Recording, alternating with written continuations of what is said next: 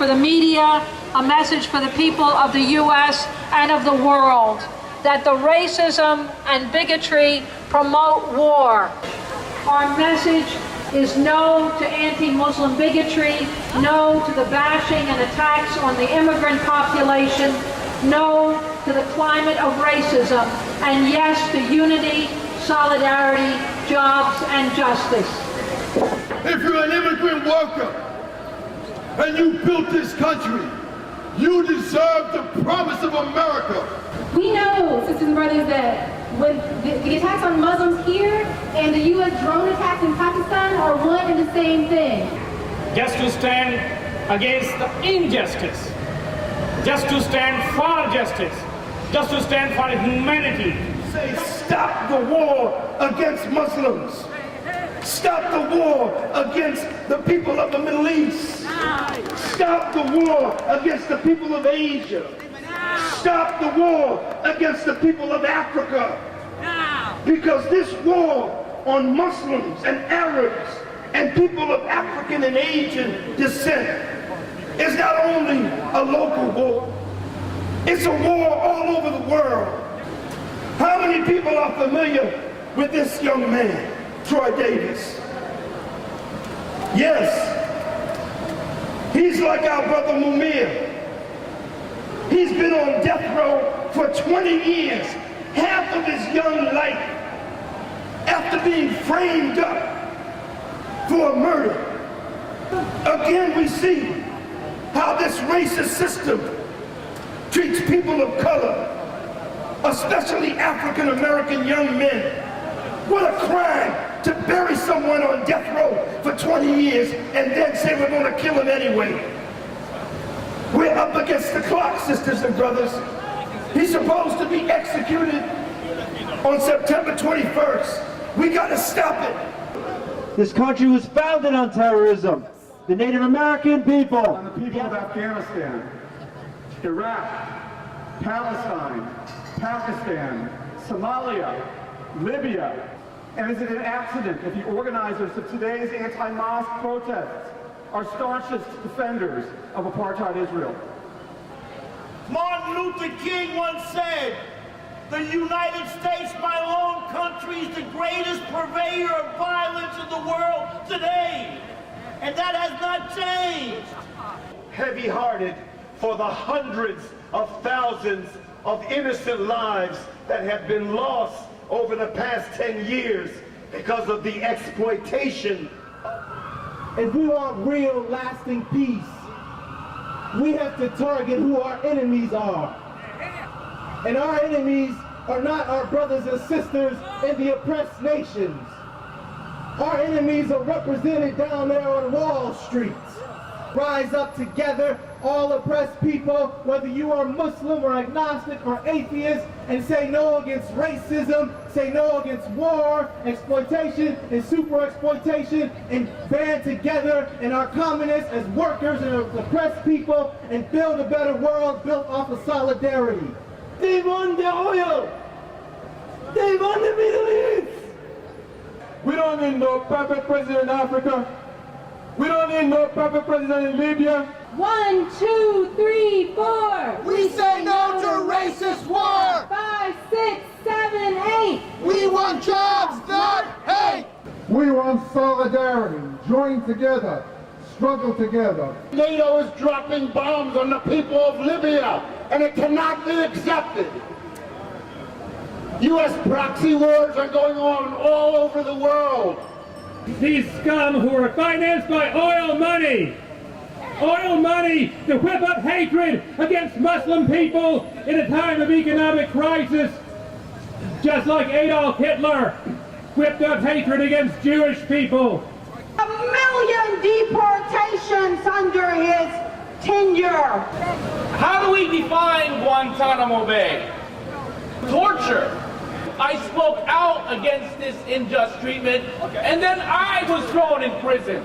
For all of the things that they have done wrong, for the loss of jobs in America, blame it on the Muslims. No, blame it on the capitalist ruling class. Those who control the resources but do not give their fair share of taxes We want them to pay their share. Take from the greedy and give to the needy. And since 9/11, we have been stereotyped.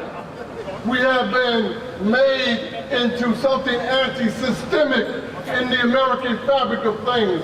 But as an African American, I would like to say that Islam was here at the very inception. It was a Muslim map which guided them here. It was Muslims who showed them that there was a land in America, and Muslims had came here prior. It's not just a question of us standing up for Muslims issues. It's a standing up for what is right, against all oppression, all injustice. Lynn Stewart defended a Muslim and she's sitting in jail because of it. She defended him too well. Freedom for Lynn Stewart. We are not afraid. We will not be silent, and we will continue to fight. People united will never be defeated. The people united will never be defeated. The people united will never be defeated. The people united will never be defeated. The people united will never be defeated. This crowd, this is America at its best. This is what democracy looks like. Tell me, what does democracy look like? This is what democracy looks like. My son did 3 tours as a Marine, 1 in Afghanistan and 2 in Iraq.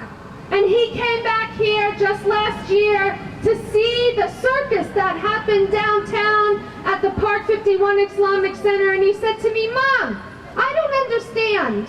I took an oath to uphold the Constitution of the United States of America, where everyone is supposed to have freedom of religion and freedom of speech. Everyone. Why did I go there? It's the same old tactic, divide to conquer, but we are united, and we will stay united. They're cutting $127 billion in the next decade from the Supplemental Nutrition Assistance Program, also known as food stamps.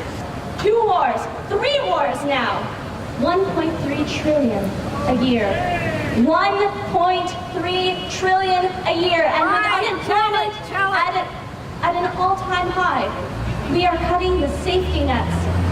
The people that do not have the resources or the opportunities to fight against the cutbacks. Food is not a privilege. Food is a right. So I just want to say, and I hope you say it with me, stop the war, feed the poor, stop the war, feed the poor, stop the war, feed the poor. When the people are under attack, what do? Stand up, fight back. When the workers are under attack, what do? Stand up, fight back. When the students are under attack, what do? Stand up, fight back. We are the people, and united we stand. And children hungry because their family's food stamps have been cut off, I say that's terrorism. When I see the police put a bullet into Oscar Grant and get away with it and get nothing, that's terrorism. When I see Libyans have their homes destroyed by NATO bombs, I say that's terrorism. They come to a whole generation of youth, of young, unemployed youth with no chance of the future this system used to offer, and they come to us and they want us to hate Muslims? Are they crazy? No, they're lying is what they are. The bankers are the terrorists.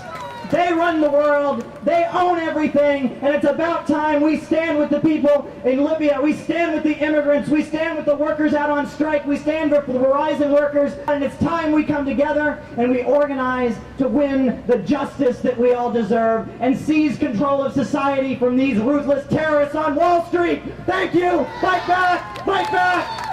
We need jobs, not hate. 2, 4, 6, 8. We need jobs, not hate. 2, 4, 6, 8. We need jobs, not hate. Homeless. That's right. Money for homeless. Sitting over there without a home. That's right. This is outrageous. There's a vet sitting over there on the side without a home. We need housing. Housing is a right. Jobs are a right. Education is a right. And we say no to war. That's where our money is going. House is not war. We need houses, not war. We need houses, not war.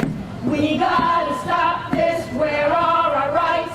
Gotta stop sleeping, stand up and fight. Our world is watching with dismay as hateful threats and racism disgrace this somber day.